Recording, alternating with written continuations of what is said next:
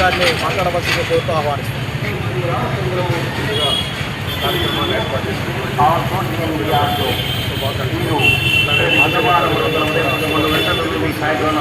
రోజు మన భారత రాజ్యాంగం జనవరి 26న దీన్ని రాజ్యాంగ సభ ఆమోదం చేసింది. 1945వ సంవత్సరంలో డాక్టర్ రాజేంద్ర ప్రసాద్ గారి అధ్యక్షతన ఒక కమిటీని ఏర్పాటు చేయడం జరిగింది. దానికి డాక్టర్ అంబేద్కర్ గారిని ఈ రాజ్యాంగాన్ని లిఖించడానికి ఆయన ఏర్పాటు నియమించడం జరిగింది. దాన్ని 2 సంవత్సరాల 11 నెలల 18 రోజుల్లో గౌరవనీయులు అంబేద్కర్ గారిని రక్షించి మన ప్రభుత్వానికి దీన్ని అమలు చేశారు. అమలు చేసిన దాన్ని 1949 జనవరి 26న ఆ సభ ఆమోదించింది. 1950 జనవరి 26న ఈ రాజ్యాంగాన్ని అమల్లోకి వచ్చింది.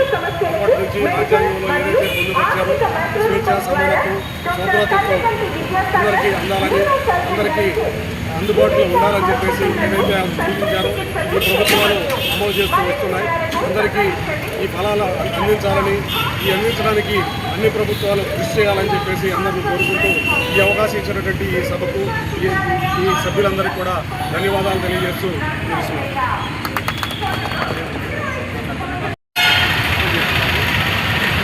మిత్రులారా, అందరికీ జై భీములు. పల్నాడు జిల్లా మాచర్ల నియోజకవర్గంలోని మాచర్ల అంబేద్కర్ సెంటర్ నందు డాక్టర్ బిఆర్ అంబేద్కర్ గారికి పూలమాలతో ఘనంగా సత్కరించడం జరిగింది. ఎందుకంటే ఈరోజు మనం చూసినట్లయితే నవంబర్ 26 భారత రాజ్యాంగాన్ని ఆమోదించి దాన్ని అమలుపరచడం జరిగింది. ఎందుకంటే రాష్ట్రంలో, దేశంలో చూసినట్లయితే ఈ యొక్క నవంబర్ 26 భారత రాజ్యాంగాన్ని ఆమోదించడానికి ఈరోజు ఏర్పాటు చేయడం జరిగింది. ఎందుకంటే బడుగు బలహీన వర్గాల ఆశాజ్యోతి డాక్టర్ బిఆర్ అంబేద్కర్ గారు కొలంబియా యూనివర్సిటీలో ఉండి అక్కడి నుంచి వచ్చిన తర్వాత 1949 సంవత్సరంలో గాంధీ గారు, నెహ్రూ గారు, తర్వాత డాక్టర్ రాజేంద్ర ప్రసాద్ గారి ఆధ్వర్యంలో ఈ యొక్క భారత రాజ్యాంగాన్ని రాసి 393 ఆర్టికల్స్ రాసి 2 సంవత్సరాల 16 నెలల 18 రోజులు ఈ యొక్క రాజ్యాంగాన్ని రాసి తయారు చేసి అందజేయడం జరిగింది. దీన్ని అమలు చేయడానికి 1950 సంవత్సరంలో దీన్ని అమలు చేయడం జరిగింది. ఈ యొక్క భారత రాజ్యాంగం గొప్పతనం ఏంటంటే ఇటువంటి చట్టాలు, అదేవిధంగా రిజర్వేషన్లు, అదేవిధంగా హక్కులు. ఒక మనిషి సమాజంలో జీవించాలంటే ఎన్నో హక్కులు ఉన్నాయి. ఆ హక్కులలో సమానత్వం, సోదరత్వం, అదేవిధంగా ఈ యొక్క స్వేచ్ఛ హక్కు, అదేవిధంగా మనకి యొక్క రిజర్వేషన్ల పరంగా ప్రతి ఒక్కరు కూడా మంచి రిజర్వేషన్లు ఇవ్వడం జరిగింది, రాజ్యాంగం ఇవ్వడం జరిగింది.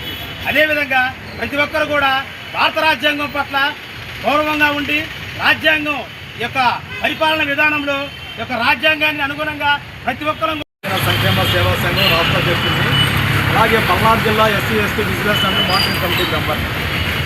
ఈరోజు 76వ రాజ్యాంగ ఆమోద దినోత్సవం సందర్భంగా ఈ దేశ ప్రజలందరూ కూడా శుభాకాంక్షలు తెలియజేస్తూ ఉన్నాను. భారత రాజ్యాంగ సభ రాజ్యాంగాన్ని ఆమోదించిన రోజు ఈరోజు. భారత రాజ్యాంగం ఈ యొక్క దేశ ప్రజలకు రక్షణనిచ్చింది, రక్షిస్తుంది. భారత రాజ్యాంగం ఈ యొక్క ప్రజలకు రిజర్వేషన్లు, ఎస్సీ ఎస్టీ బీసీ అణగారిన కులాలకు రిజర్వేషన్లు ఇవ్వడం జరిగింది. భారత రాజ్యాంగం మరి ఈ దేశంలో ఉన్నటువంటి ప్రతి ఒక్కరికి స్వేచ్ఛనిచ్చింది, సమానత్వాన్ని ఇచ్చింది, సౌభ్రతత్వాన్ని ఇచ్చింది. ఈ యొక్క దేశంలో ఉన్నటువంటి ప్రతి ఒక్కరు కూడా స్వేచ్ఛగా జీవించాలనే ఉద్దేశంతో భారత రాజ్యాంగాన్ని డాక్టర్ బాబాసాహెబ్ అంబేద్కర్ గారు మరి దాదాపుగా 2 సంవత్సరాల 11 నెలల 18 రోజులు రాసి భారత రాజ్యాంగ సభకు అప్పగించడం జరిగింది. ఎందుకంటే ఈ యొక్క భారత రాజ్యాంగంలో ఉన్నటువంటి ముఖ్యమైన అంశాలు దాదాపుగా 25 భాగాలు, 448 ఆర్టికల్స్, 12 షెడ్యూల్ ఉన్నవి. వీటిల్లో కూడా ఈ భారతదేశ పరిపాలనా విధానం కేంద్ర రాష్ట్ర ప్రభుత్వాలు ఏ విధంగా చేయాలి అనే అంశం మీద పూర్తిగా రాజ్యాంగంలో పొందుపరచడం జరిగింది. ఈ యొక్క భారత రాజ్యాంగం మనల్ని రక్షిస్తుంది. భారత రాజ్యాంగాన్ని మనం రక్షించుకోవాలి, భారత రాజ్యాంగం మనల్ని రక్షిస్తుంది. భారత రాజ్యాంగం హక్కులను ఇచ్చింది, రక్షణను ఇచ్చింది. కాబట్టి ఈ దేశంలో ఉన్నటువంటి ప్రతి ఒక్కరు కూడా బాబాసాహెబ్ అంబేద్కర్ గారు ఇచ్చినటువంటి రాజ్యాంగాన్ని రక్షించుకోవాలని, ఎస్సీ ఎస్టీ బీసీ మైనార్టీ పేద కులాలు అందరూ కూడా రాజ్యాంగ పరిరక్షణ కోసం పోరాడాలని ఈ సందర్భంగా నేను తెలియజేస్తూ, నాకు ఈ అవకాశం కల్పించినటువంటి మరి మిత్రులందరూ కూడా మరోసారి హృదయపూర్వక నమస్కారాలు, ధన్యవాదాలు తెలియజేసుకుంటూ ఈ యొక్క కార్యక్రమానికి మాచర్ల మరి మున్సిపల్ కమిషనర్ గారు వేణుబాబు గారు ముఖ్య అతిథిగా రావడం జరిగింది. రాజ్యాంగ ఆమోద దినోత్సవం సందర్భంగా మరి ఆయన యొక్క విగ్రహానికి, బాబాసాహెబ్ అంబేద్కర్ గారి విగ్రహానికి ప్రజా సంఘాల ఆధ్వర్యంలో మరి పూలమాలలు మరి ముఖ్య అతిథి అయినటువంటి వేణుబాబు గారి చేతుల మీదుగా వేసి నివాళులు అర్పించడం జరిగింది. వాళ్ళు రావడం చాలా సంతోషకరం.